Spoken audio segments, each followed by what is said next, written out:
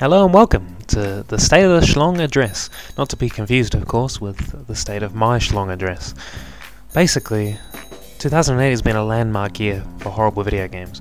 Producers of shovelware and turgid feces have been working overtime to feed the gaming public's insatiable desire for crap. Here at SMS we've been keeping a close eye on the worst offenders, and now, after much conferring, we've decided to award the finest achievements in the field of wasting our bloody time with this awards ceremony. So, without further ado, the first award, which is the Worst Console Award. And the winner is Sega Genesis. Jesus, you see, the Genesis just had a horrible year. Since Beggar Prince was released, absolutely no games being released for it whatsoever. So obviously, this release problem is damaging Sega's share of the hardware market just slightly. Next up, the Most Deserving Collapse of a Horrible Company Award. And the winner is Midway. I admit it, I love this company. I spent the vast majority of this year playing Hydro Thunder, just by itself, on the sly. You see, Midway are a rare animal. They're a company that's got a real idea of what makes an arcade title. They know the special formula for that sort of arcadey feel, and the problem is their recent output though. It's been pathetic at best.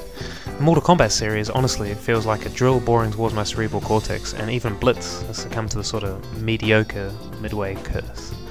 I honestly pray for Midway's bankruptcy, as they've frankly strayed too far from the source. Next award is the Game Least Like Banjo-Kazooie Award, and the winner is Banjo-Kazooie Nuts and Bolts. The decline of Rare is almost equally depressing. It's a bit like watching a friend with a severe mental illness. You want to put him out of his misery, but he just keeps on struggling.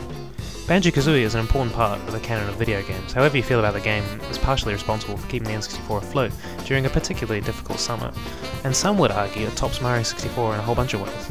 Rare's decision to follow that series up with some kind of driving/construction/RPG monstrosity is simply is mind-boggling.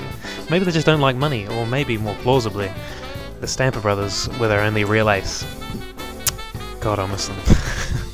Next up, the Most Depressing Announcement Award, and the winner is Deus Ex 3. Every single time the developers of this game open their mouths, I feel like I've been physically violated.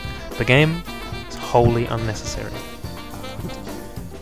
Now, perhaps the most important, most coveted award, the Worst Game Award. There's a lot of contenders this year, a lot of competition, but the winner, obviously, is Sonic Unleashed. And I've got absolutely no further comment whatsoever on this game. Finally, let's address the Lifetime Achievement Award, which is for a company that's produced a remarkably horrible sort of canon of games.